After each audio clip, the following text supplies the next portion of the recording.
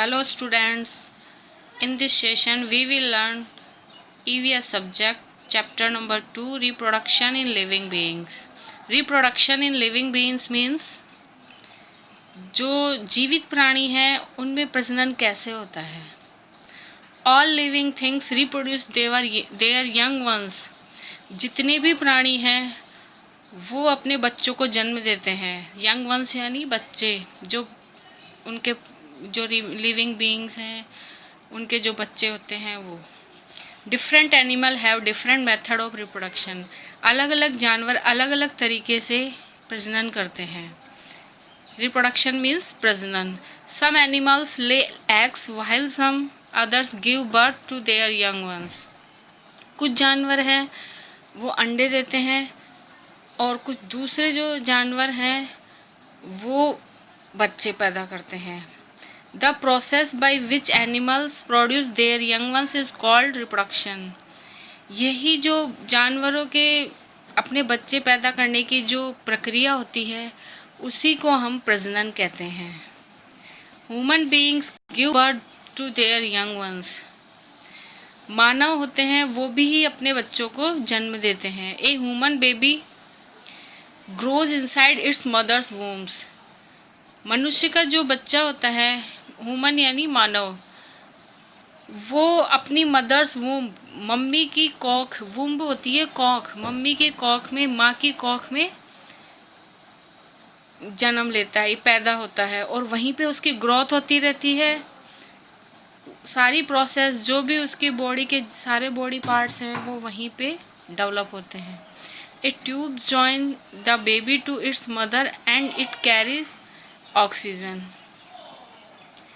बच्चे से मदर में एक ट्यूब जॉइंट रहती है, जुड़ी हुई रहती है, जो कि बच्चे तक oxygen, food and liquid from the mother's body to the baby. बच्चे के लिए मदर की बॉडी से भोजन, ऑक्सीजन ले जाती है. The mother can feel the baby kicking and wriggling inside her body. Mother को अपनी बॉडी के अंदर बच्चे के किक मारने जैसी फीलिंग्स आती हैं. फील करती है वो जैसे बच्चा अंदर किक मार रहा हो. After growing there for about 9 months the babies are big enough to be born. 9 महीने के अंदर बच्चा है वो जन्म लेने के लिए बिल्कुल पर्याप्त रहता है. Some animal like cow, lion, dog it give birth to young ones. कुछ जानवर हैं जैसे कि गाय, शेर, कुत्ते, सभी अपने बच्चों को जन्म देते हैं. Some animals like birds, fish and tortoise lay eggs. कुछ जानवर जैसे कि पक्षी, मछलियाँ, टॉर्टोइज मतलब कछुए अंडे देते हैं. There young once hatch out the eggs. इनके बच्चे अंडे के अंदर से परिपक्व होकर निकलते हैं.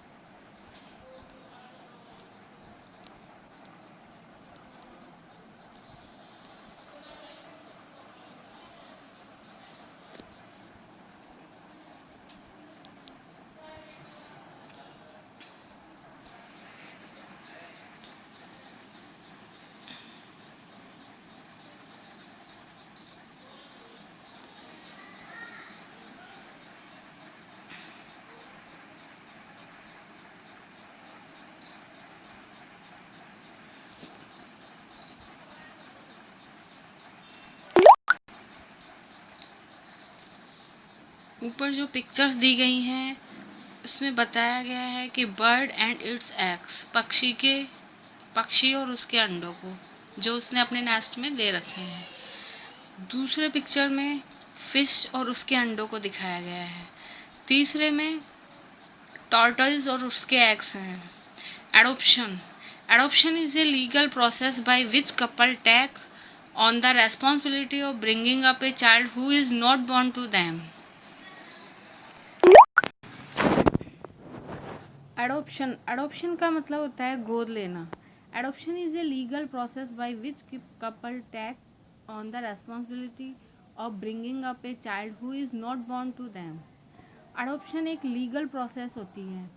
गोद लेने की जो प्रक्रिया होती है वो एक कानूनी कार्रवाई होती है। बाय विच कपल, जो उस कपल मतलब एक जोड़ा होता है, उसके द्वारा take on the responsibility to bringing up a child, एक बच्चे की जिम्मेदारी ली जाती है एक कपल के द्वारा, यानी एक माँ बाप के द्वारा उस बच्चे की जिम्मेदारी ली जाती है। Who is not born to them, जिस बच्चे को उन्होंने जन्म नहीं दिया है।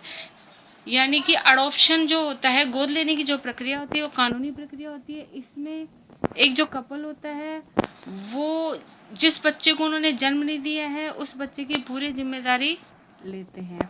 The couple adopt the child and become his her foster parents, वो जो कपल होते हैं वो उस बच्चे के, जिस बच्चे को उन्होंने गोद लिया है उसके पालनहार या दत्तक पेरेंट्स, माता पिता माने जाते हैं। The people who want to adopt a child usually go to an orphanage. जो लोग होते हैं वो अनाथ बच्चों को गोद लेना चाहते हैं सामान्य रूप से। They fill up form. इस प्रोसेस के लिए वो एक फॉर्म को फिल करते हैं and give their family details, और अपनी उनकी फैमिली की पूरी डिटेल्स देते हैं। And adopted child is loved and taken care of by these people and as their own. जो गोद लिया हुआ जो बच्चा होता है उसको वो प्यार देते हैं, उसकी देखभाल करते हैं की जाती है जो लोग उसको गोद लेते हैं। Thank you.